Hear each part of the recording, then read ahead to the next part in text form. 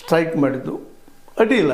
ಯಾಕಂದರೆ ಅವ್ರಿಗೆ ಪೆಟ್ಟು ಬಿದ್ದಾಗ ಪ್ರತಿಭಟನೆ ಮಾಡಿ ತಮ್ಮವನಿಗೆ ಆದಂಥ ಅನ್ಯಾಯಕ್ಕಾಗಿ ಪ್ರತಿಭಟನೆ ಮಾಡಿದಾರೋ ಅದಕ್ಕೆ ಅವ್ರಿಗೆ ನಾವು ಒಂದು ಬೆಂಬಲವನ್ನು ಸೂಚಿಸಬೇಕಾಗ್ತದೆ. ಯಾಕಂದ್ರೆ ಇದು ಈ ರೀತಿ ಮುಂದುವರೆದ್ರೆ ಯಾರನ್ನೋ ಬಡಿಯುವಂಥ ಪ್ರಸಂಗ ಬರ್ಬೋದೇನೋ ಅನ್ನುವಂಥ ದೃಷ್ಟಿಕೋನದಿಂದ. ಇನ್ನು ನಾವು ಬಡದಿಲ್ಲ ಅಂತ ನಮ್ಮ ಸೌದಿಯವ್ರ ಮಗ ಅವ್ರು ಹೇಳ್ತಾ ಇದ್ದಾರೆ, ಅದು ಒಂದು ಹೊರಗೆ ಬರಲಿ, ಅವರು ಸತ್ಯವಂತಿದ್ರೆ ಇದು ಗೊತ್ತಾಗಲಿ ಅಂತೇಳಿ. ಅದೇ ಕಾಲಕ್ಕೆ ಇನ್ನೂ ಏನೇನೋ ವಿವಾದಗಳು ನಡೆದಿದ್ದಾವೆ.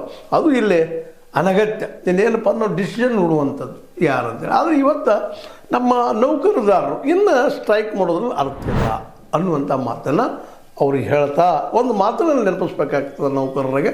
ನೀವು ಸ್ಟ್ರೈಕ್ ಮಾಡೋದು ಸರಿ ಇತ್ತು, ಒಂದು ಹಂತದವರೆಗೆ ಯಶಸ್ವಿ ಆಗಿದೆ, ಅದು ಇನ್ನು ಅದನ್ನು ಬಿಟ್ಟು ಉದ್ಯೋಗ ಹತ್ತಬೇಕಾಗಿದೆ. ನಿಮ್ಮ ಜವಾಬ್ದಾರಿ ಏನಪ್ಪ ಅಂತಂದ್ರೆ ನೀವು ಯಾರಿಗೆ ನಿಷ್ಠೆಯಿಂದ ಇರಬೇಕು.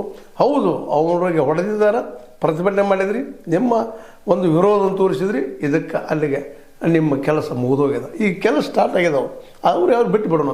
ಇಲ್ಲಿರುವಂಥದ್ದು ಮುಖ್ಯವಾದಂಥದ್ದು ನೌಕರರು ಮಾಡಬೇಕಾಗಿದ್ದೇನಪ್ಪ ಮತ್ತು ನಿಷ್ಠೆ ಯಾರಿಗಿರಬೇಕು ಅಂತ.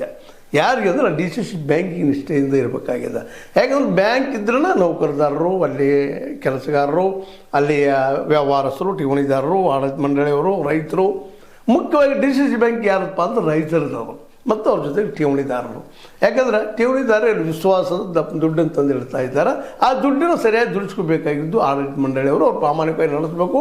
ಅದೇ ಕಾಲಕ್ಕೆ ಆ ದುಡ್ಡಿಗೆ ಸರಿಯಾದ ಜನರಿಗೆ ಆ ದುಡ್ಡಿನ ಸಾಲದ ರೂಪದಲ್ಲೋ ಮತ್ತೊಂದು ರೂಪದಲ್ಲಿ ಕೊಟ್ಟು ಅದಕ್ಕೆ ಬಡ್ಡಿ ರೂಪದಲ್ಲಿ ತೆಗೆದುಕೊಂಡ ತಾವು ಬೆಳಿಬೇಕು, ಬ್ಯಾಂಕ್ನು ಬೆಳಿಬೇಕು, ನೌಕರರು ಅವ್ರು ಬದುಕಾಗಬೇಕು. ಇದು ಸಿಸ್ಟಮ್. ಇದು ಅದಕ್ಕೆ ಪೆಟ್ಟಾಗದಾಗ ಇನ್ನು ಮುಂದುವರಿಬೇಕಾಗಿದ್ದು ನೌಕರರ ಧರ್ಮ ಕರ್ಮ. ಇಲ್ಲಾಂದ್ರೆ ಅದಕ್ಕೆ ಒಂದು ಈಗಾಗಲೇ ಕಡಾಡಿಯವರು ಅಂದರೆ ಡಾಕ್ಟರ್ ಮಂಜೇಶ್ ಕಡಾಡಿಯವರು ಒಂದು ವಿಡಿಯೋ ಬಿಟ್ಟಿದ್ದಾರೆ, ನೀವು ನೋಡಿದ್ದೀರಿ ಅದನ್ನು.